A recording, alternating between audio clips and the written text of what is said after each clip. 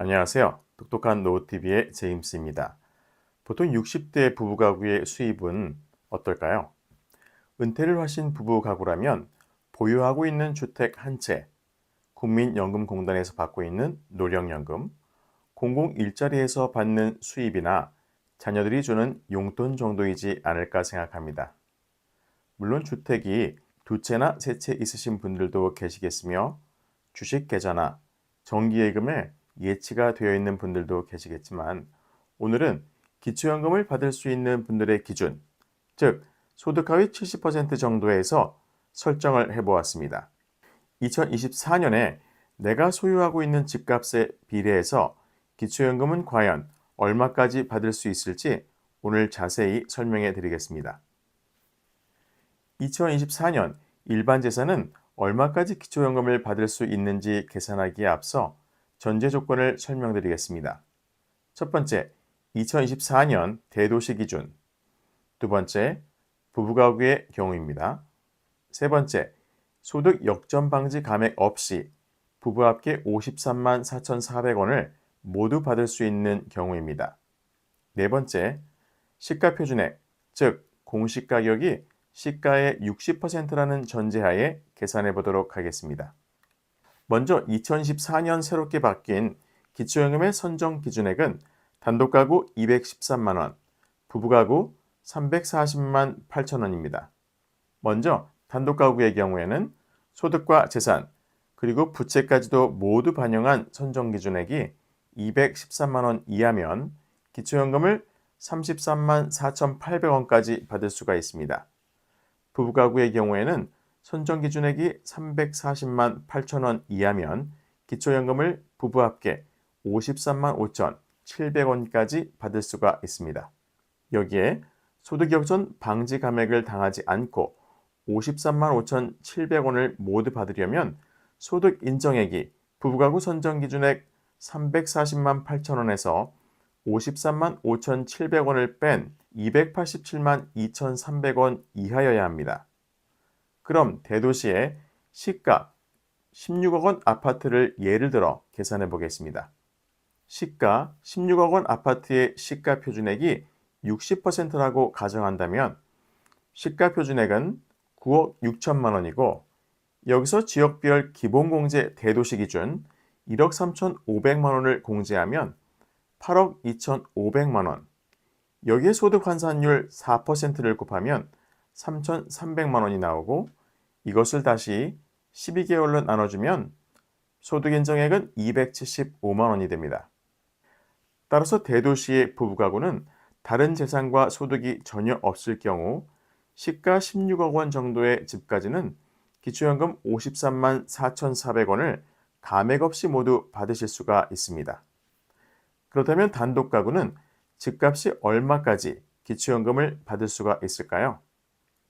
단독가구의 경우도 부부가구와 같은 전제 조건인 2014년 대도시 기준 시가 표준액은 현재 시가의 60%이고 소득 역전 방지 감액 없이 기초연금 33만 4천 원을 모두 받으려면 소득 인정액이 단독가구 선정 기준액 213만 원에서 33만 4,800원을 뺀 179만 5,200원 이하여야 하는데요. 시가 11억 원 아파트를 예를 들어보면 시가 표준액은 시가의 60%인 6억 6천만 원이고 6억 6천만 원에서 지역별 기본공제 대도시 기준 1억 3,500만 원을 공제하면 5억 2,500만 원, 여기에 소득 환산율 4%를 곱하면 2,100만 원, 이것을 다시 12개월로 나눠주면 소득 인정액은 175만 원이 됩니다. 따라서 대도시의 단독가구는 다른 재산과 소득이 전혀 없을 경우 시가 11억 원 정도의 집까지는 기초연금 33만 4,800원을 감액 없이 모두 받으실 수가 있습니다. 그런데 여기에서 뉴스를 보면 아파트 공시가격 반영률이 70%라고 하던데 왜 시가 표준액을 시가의 60%로 계산하는지 궁금하신 분들이 계실 것입니다. 2024년 1월 현재 기초연금 계산 시 반영되고 있는 부동산의 시가 표준액은 2022년 공시가를 기준으로 적용되는 것이고 작년 2023년 대폭 하락한 공시가격은 올해 4월부터 기초연금에 반영되게 됩니다.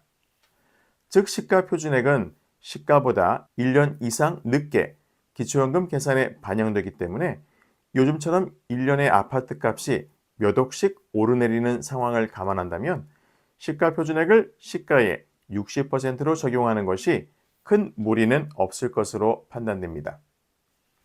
보다 정확한 계산을 원하신다면 국토교통부 홈페이지에서 해당 부동산의 시가 표준액을 직접 확인해 보시는 방법을 추천해 드리겠습니다. 그렇다면 시가 16억 원 아파트를 내가 살지 않고 10억의 전세를 주고 아들 집에 함께 산다면 어떻게 계산이 나올까요? 아시는 분도 있으시겠지만 전세보증금은 해당 부동산 시가 표준액의 50%까지만 부채로 공제받으실 수 있습니다. 따라서 16억 원 아파트의 시가 표준액이 9억 6천만 원이라면 50%인 4억 8천만 원까지만 부채로 공제받으실 수 있습니다. 즉 전세보증금 10억 원에서 4억 8천만 원을 공제한 5억 2천만 원이 금융재산에 포함된다는 것입니다. 또한 전세보증금을 은행에 정기 예금에 넣어두셨을 경우 매달 발생하는 이자 소득에서 기본공제 4만 원을 차감하고 소득평가액에 반영되게 됩니다. 그러면 만약에 내가 집을 팔고 전세를 살면 기본공제를 얼마나 받을 수 있을까라는 질문도 나올 수가 있겠죠. 지금 살고 계신 집을 팔고 전세로 옮기신다면 전세보증금에서 5%를 기본공제한 다음 일반 재산에 반영되기 때문에 오히려 기초연금에는 더 불리합니다. 그래서 집주인은 기초연금을 받고 그 집에 전세를 사는 세입자는 기초연금을 못 받는 상황이 발생하게 되는 겁니다. 생각해보면 참 말이 안 되는 것 같지만 현재 저희 주변에서 흔히 일어나는 일이기도 합니다. 그러면 아파트를 팔고 다가구 주택에 살면서 월세를 받는다면 임대소득에 대한 필요 경비는 공제받을 수 있을까라는 질문도 나올 수 있겠죠. 2022년부터 임대소득은 임대사업자 여부와 상관없이 무조건 단순 경비율, 즉 필요 경비를 공제받으실 수 있는데요. 주택임대소득은 42.6%, 점포임대소득은 41.5%의 단순 경비율이 적용된다는 점도 꼭 참고하시기 바라겠습니다. 그러면 결론이 나왔죠? 전세 사는 사람보다 집을 소유한 사람이 기초연금에 유리하다는 것입니다. 기초연금은 재산과 소득의 종류에 따라 기본공제 금액과 적용 범위가 모두 다릅니다. 따라서 미리 준비하지 않으면 불이익을 당하실 수가 있습니다. 사시는 곳의 행정복지센터에서 차분히 상담하시면서 준비하시길 바라겠으며 앞으로 좋은 선택을 하시길 기원하겠습니다. 오늘도 끝까지 들어주신 여러분들께 감사를 드리면서 지금까지 제임스였습니다. 좋아요, 구독, 알림과 공유로 도움이 되는 소식을 받아보시기 바랍니다.